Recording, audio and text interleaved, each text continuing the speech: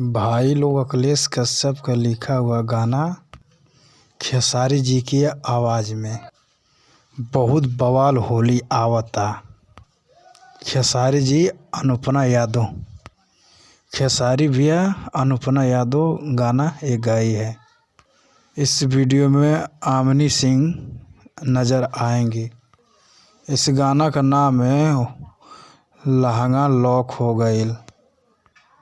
कल 3 फरवरी को ये गाना आ रहा है। महादेवा रिकॉर्ड से ये गाना आएगा।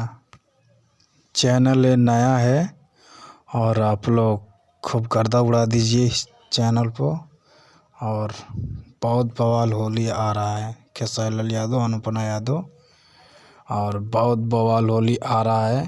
आप लोग का वीडियो अच्छा लगा तो लाइक कमेंट सब्सक्राइब करिए।